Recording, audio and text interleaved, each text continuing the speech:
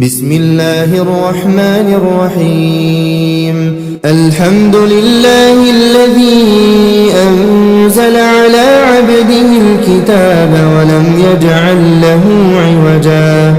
قيما لينذر بأسا شديدا من لدنه ويبشر المؤمنين الذين يعملون الصالحات أن لهم أجرا حسنا ماكثين فيه أبدا وينذر الذين قالوا اتخذ الله ولدا ما لهم به من علم ولا لآبائهم كبرت كلمة تخرج من أفواههم إن يقولون إلا كذبا فلعلك باخع نفسك على آثارهم إن لم يؤمنوا بهذا الحديث أسفا إنا جعلنا ما على الأرض زينة لها لنبلوهم أيهم أحسن عملا وإنا لجاعلون ما عليها صعيدا جرزا أم حسبت أن أصحاب الكهف والرقيم كانوا من آياتنا عجبا إذ أوى الفتية إلى الكهف فقالوا ربنا آتنا من لدنك رحمة وهيئ لنا من أمرنا رشدا فضربنا على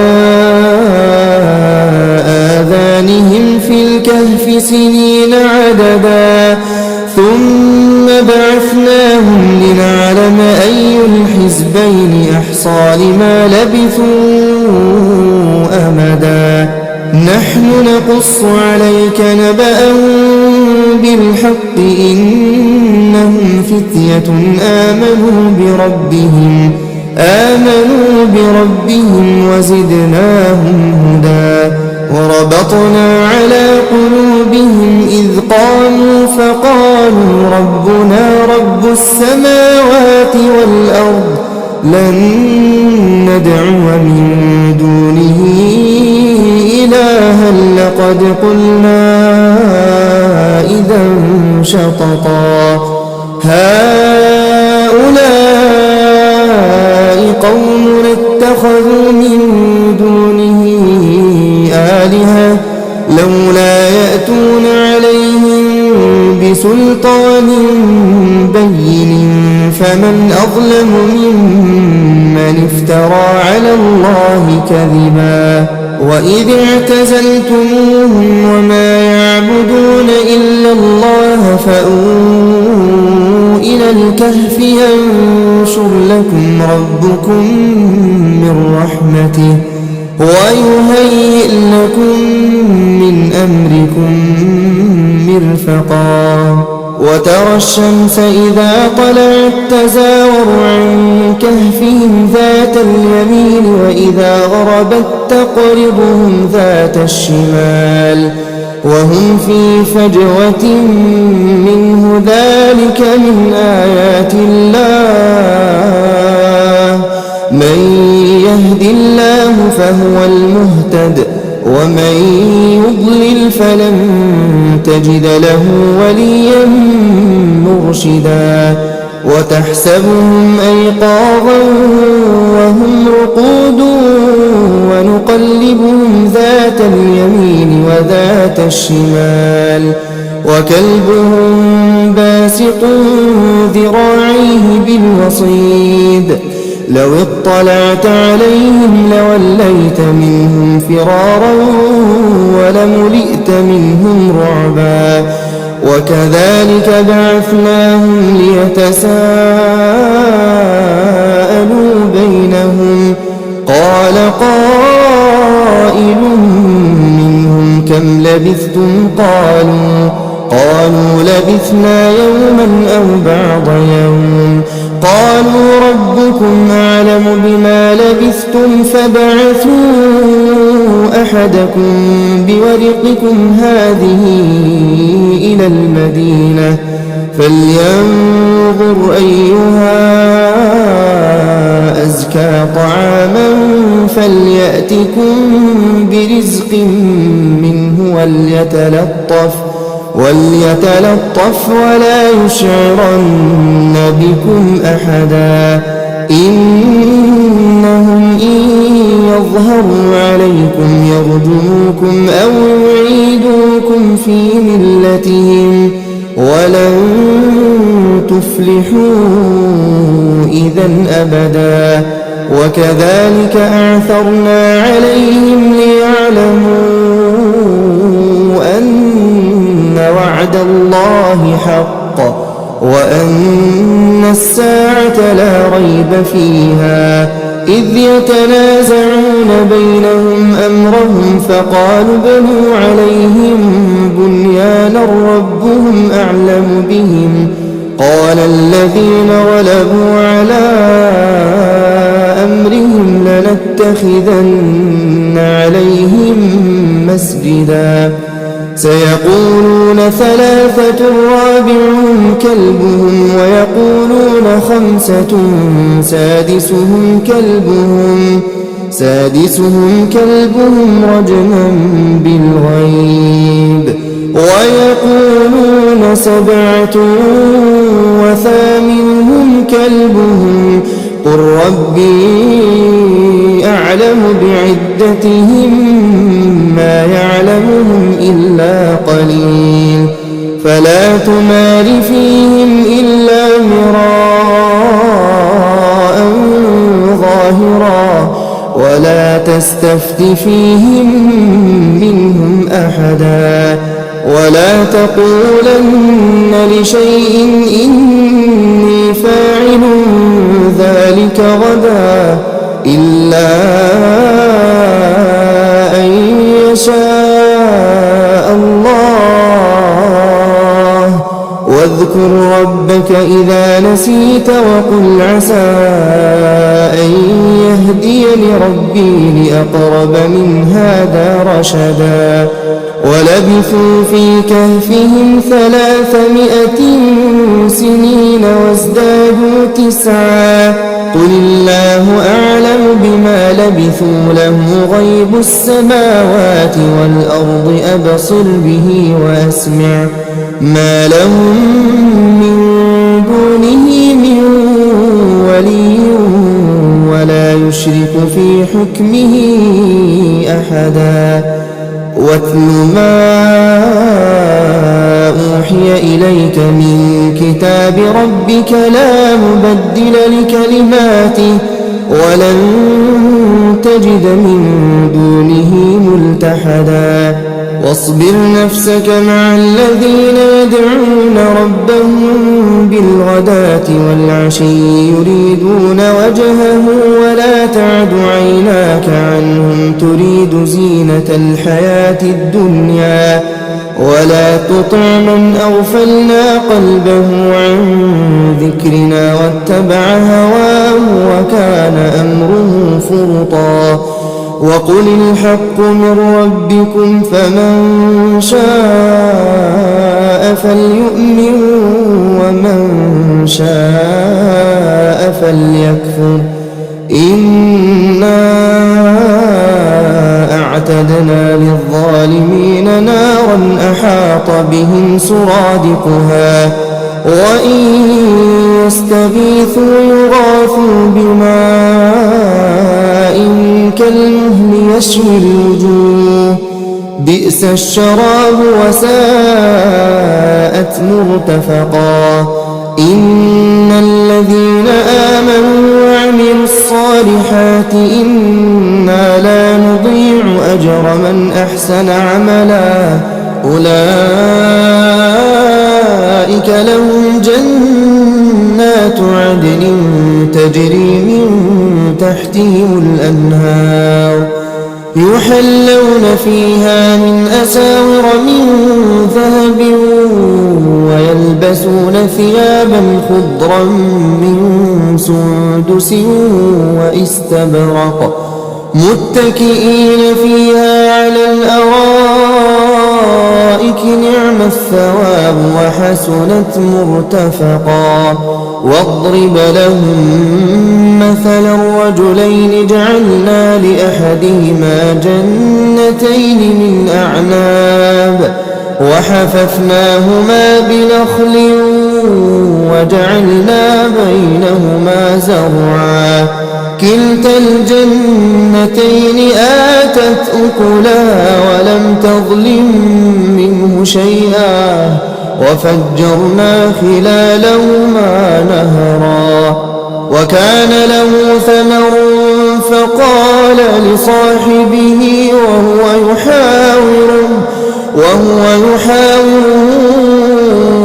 أنا أكثر منك مالا وأعز نفرا ودخل جنته وهو ظالم لنفسه قال ما أظن أن تبيد هذه أبدا وما أظن الساعة قائمة ولئن رددت إلى ربي لأجدن خيرا منها منقلبا قال له صاحبه وهو يحاوره أكفرت بالذي خلقك من تراب ثم من نطفة ثم سواك رجلا لكن هو الله ربي ولا أشرك بربي أحدا ولولا إذ دخلت جنتك قلت ما شاء الله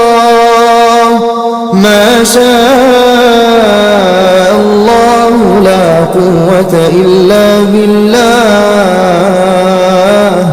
إن ترني أنا أقل منك مالا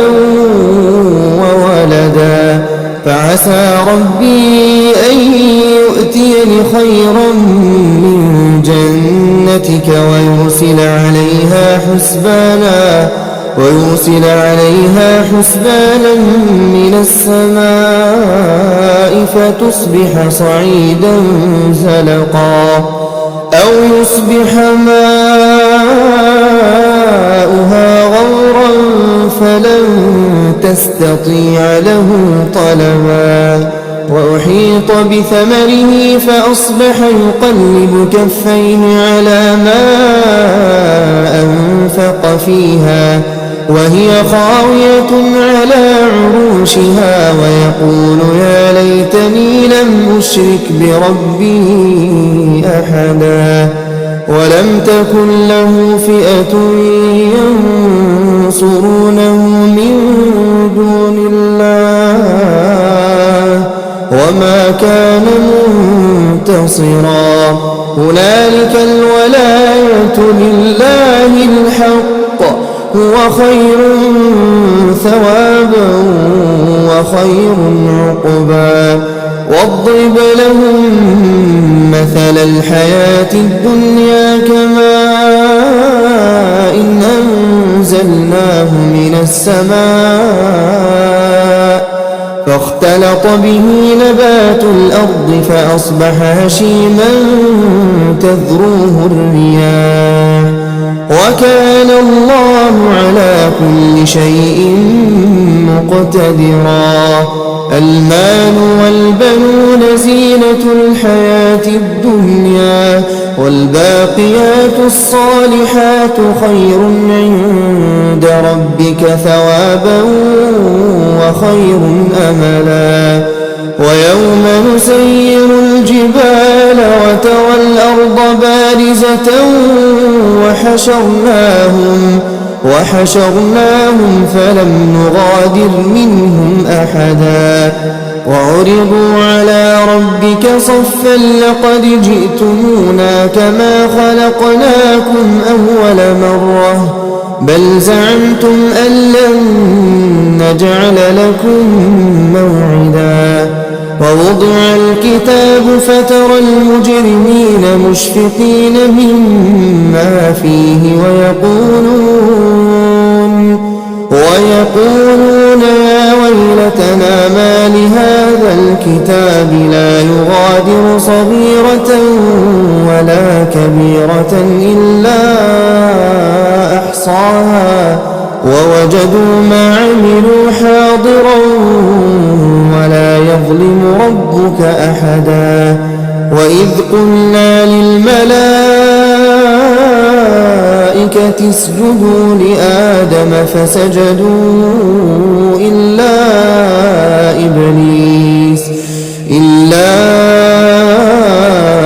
إبليس كان من الجن ففسق عن أمر ربه أفتتخذونه وذريته أولياء من دوني وهم لكم عدو بئس للظالمين بدلا ما أشهدتهم خلق السماوات والأرض ولا خلق أنفسهم وما كنت متخذ المضلين عبدا ويوم يقول نادوا شركائي الذين زعمتم فدعوهم فلم يستجيبوا لهم وجعلنا بينهم موبقا ورأى المجرمون النار فظنوا أنهم مواقعوها ولم يجدوا عنها مصرفا ولقد صرفنا في هذا القرآن للناس من كل مثل وكان الإنسان أكثر شيء جدلا وما منع الناس أن يؤمنوا إذ جاءهم الهدى ويستغفروا ربهم إلا أن تأتيهم سنة الأولين أو يأتيهم العذاب قبلا وما نرسل المرسلين إلا مبشرين ومنذرين ويجادل الذين كفروا بالباطل ليدحضوا به الحق واتخذوا آياتي وما أنذروا هزوا ومن أظلم ممن ذكر بآيات ربه فأعرض عنها ونسي ما قدمت يداه إنا جعلنا على قلوبهم أكنة أن يفقهوه وفي آذانهم وقرا وإن تدعوهم إلى الهدى فلن يهتدوا إذا أبدا وربك الغفور ذو الرحمة لو يؤاخذهم بما كسبوا لعجل لهم العذاب بل لهم موعد لن يجدوا من دونه موئلا وتلك القرى أهلكناهم لما ظلموا وجعلنا لمهلكهم موعدا وإذ قال موسى لفتاه لا أبرح حتى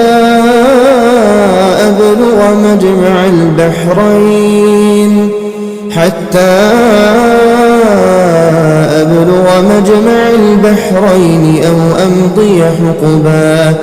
فلما بلغا مجمع بينهما نسيا حوتهما فاتخذ سبيله في البحر سربا فلما جاوزا قال لفتاه آتنا غداءنا لقد لقينا من سفرنا هذا نصبا قال أرأيت إذ أوينا إلى الصخرة فإني نسيت الحوت وما أنسانيه إلا الشيطان أن أذكره واتخذ سبيله في البحر عجبا قال ذلك ما كنا نبغي فارتدا على آثارهما قصصا فوجدا عبدا من عبادنا آتيناه رحمة من عندنا وعلمناه من لدنا علما قال له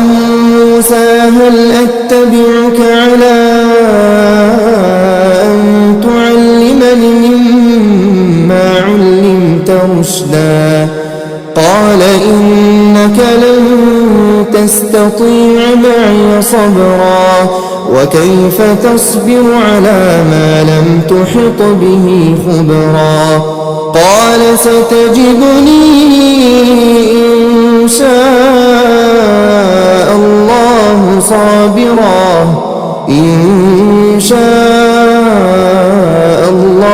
صابرا ولا أعصي لك أمرا قال فإن اتبعتني فلا تسألني عن شيء حتى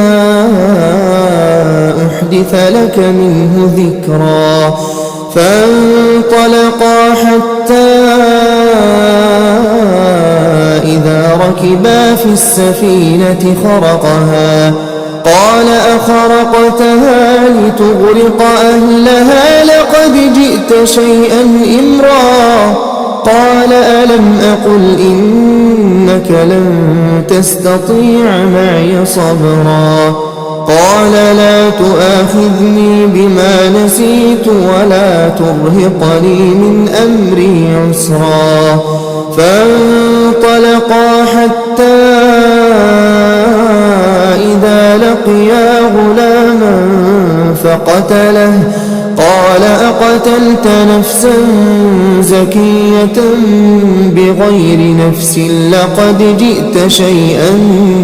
نكرا قال ألم أقل لك إنك لن تستطيع معي صبرا قال إن سألتك عن شيء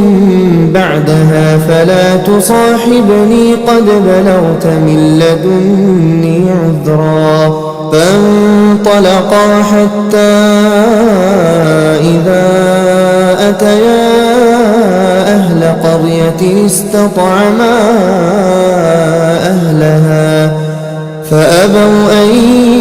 يضيفوهما فوجدا فيها جدارا يريد أن ينقض فأقامه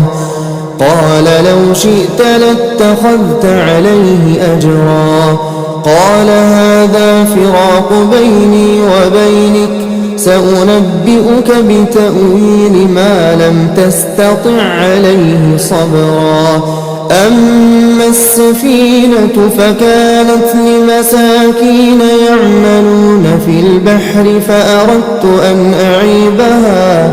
وكان وراءهم ملك يأخذ كل سفينة غصبا وأما الغلام فكان أبواه مؤمنين فخشينا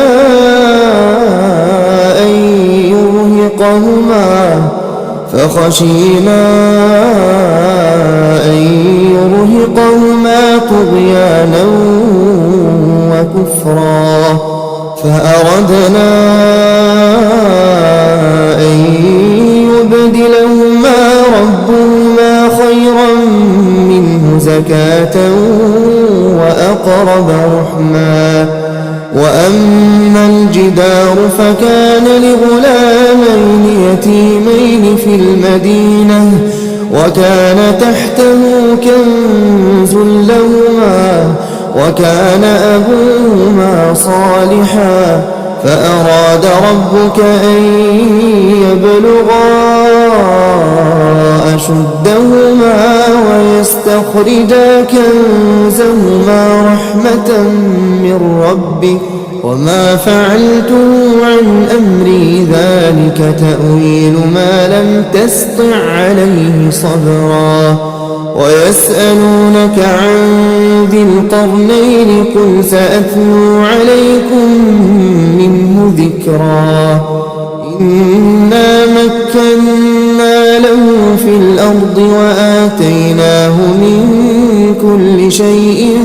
سببا فأتبع سببا حتى إذا بلغ مغرب الشمس وجدها تغرب في عين حمئة ووجد عندها قوما قلنا يا ذا القرنين إما أن تعذب وإما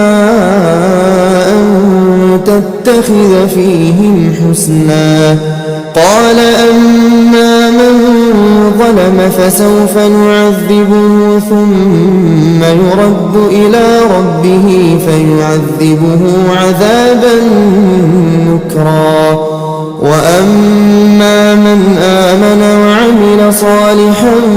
فله جزاء الحسنى وسنقول له من أمرنا يسرا ثم أتبع سببا حتى إذا بلغ مطلع الشمس وجدها تطلع على قوم لم نجعل لهم من دونها سترا كذلك وقد أحطنا بما لديه خبرا ثم أتبع سببا حتى إذا بلغ بين السدين وجد من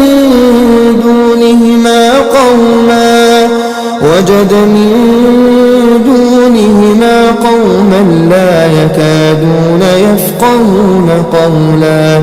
قالوا يا ذا القرنين إن يأجوج ومأجوج مفسدون في الأرض فهل نجعل لك خرجا على أن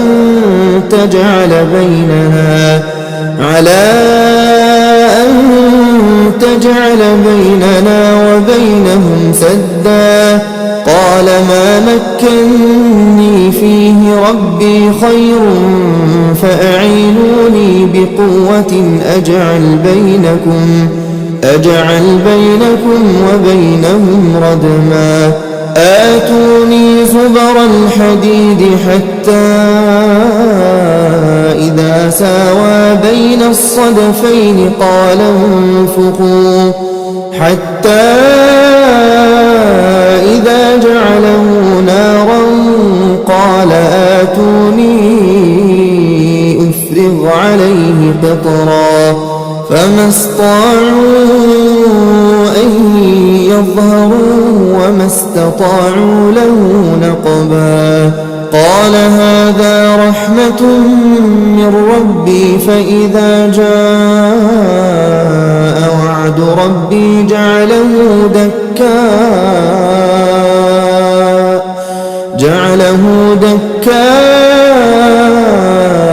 وكان وعد ربي حقا وتركنا بعضهم يومئذ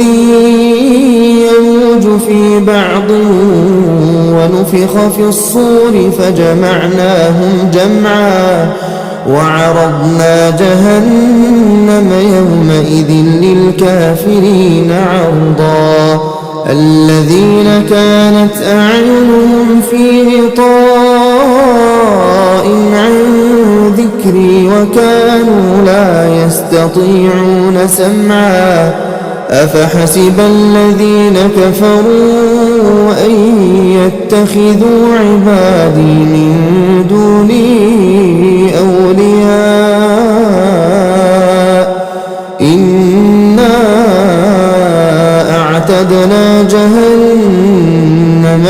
للكافرين نزلا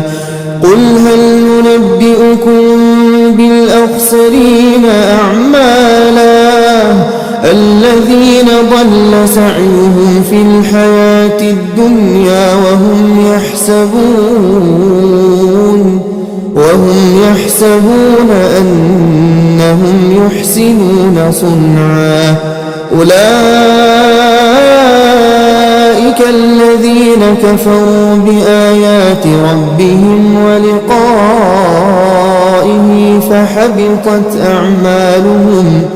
فحبطت أعمالهم فلا نقيم لهم يوم القيامة وزنا ذلك جزاؤهم جهنم بما كفروا واتخذوا آياتي ورسلي هزوا إن الذين آمنوا وعملوا الصالحات كانت لهم جنات الفردوس نزلا خالدين فيها لا يبغون عنها حولا قل لو كان البحر مدادا لكلمات ربي لنفد البحر قبل أن تنفد كلمات ربي ولو جئنا بمثله مددا قل إنما أنا بشر مثلكم يوحى إلي أنما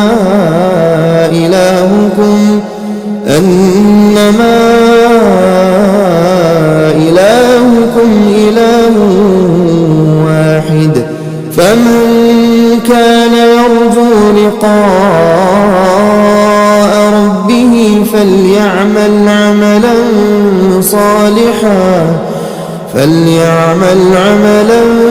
صالحا ولا يشرك بعبادة ربه أحدا.